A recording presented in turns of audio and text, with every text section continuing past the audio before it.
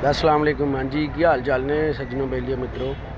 अज जनाब अली ड्यूटी ते पहुंचे हैं तो बाहर बारिश हो रही, बारिश भी चंगी, लेकिन अजकल जी बारिश हो रही नुकसान ही कर रही है। अल्लाह पाक रहम करे, बस जोड़े इलाकों के सैलाब आए हुए हैं, जिन्हें लोगों के नुकसान हो गए, अल्लाह पाक उन्होंने हिम्मत देवे, सबर देवे।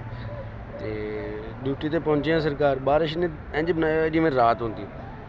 खैर बारिश रुकन तो बाद कुछ देर बाद ही ना इस मौसम लाहौर का मौसम बड़ी जल्दी चेंज होता है। मौसम जिमें ही चेंज होता है, इंज बारिश रुकेगी, इंज मौसम इंज हो जाएगा कि जिमें बारिश आई नहीं। इतने लाहौर के मौसम का कोई पता नहीं चलता। बारिश रुकन तो बाद एक रंग बन गया जी साढ़े इलाकों के, इनू सतरंगी कहते हैं। तो इंग्लिश के पता नहीं रेनबो या इस तरह का कोई नाम लेंदे ने, पता नहीं लोग इनके बारे की कहते हैं। सन तो अज तक इनकी समझ नहीं आई ये किस तरह बनता है। कुछ लोग कहते हैं जी बारिश रुकन की अलामत है, कुछ लोग कहते हैं कि बारिश ना रुकती हो तो फिर इंज तुसी पानी के शुआ पाओ तो ये वो। खैर उस बाद लिखने लैके आर्डर जनाब अली बारिश रुकी तो इंज मौसम हो गया कि क्या बात है।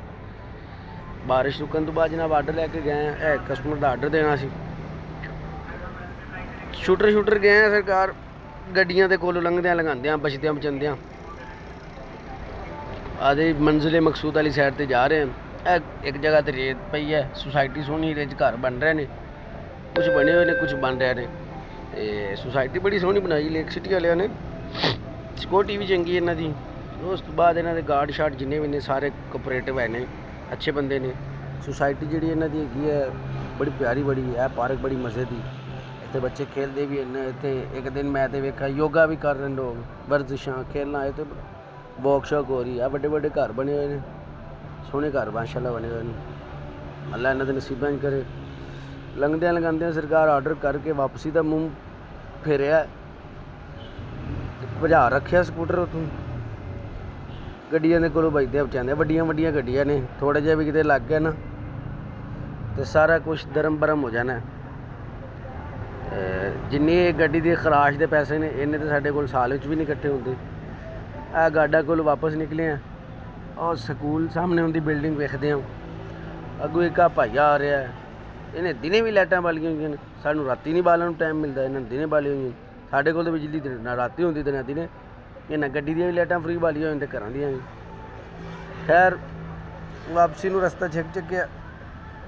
अज एक जगह तो रात नूं गए, उसकी मैं वीडियो लाई बिच। तो जगह बड़ी प्यारी, उन्होंने देसी जिहा माहौल बनाया हुआ है, नाले उन्होंने माहौल भी इस तरह का बड़ा मज़े का है।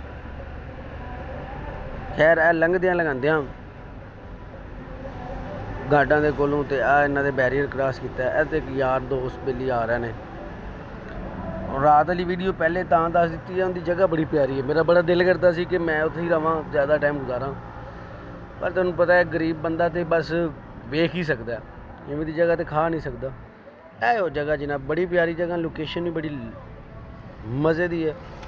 एडी चंगी जगह तो इन्होंने उत्तों उन्होंने जनाब सिरकियाँ जिवें पिंडां दे विच नहीं पाइयां होंदियां छप्परां दे उत्ते, वालियां इहदे विच लाइटां लाइयां ने।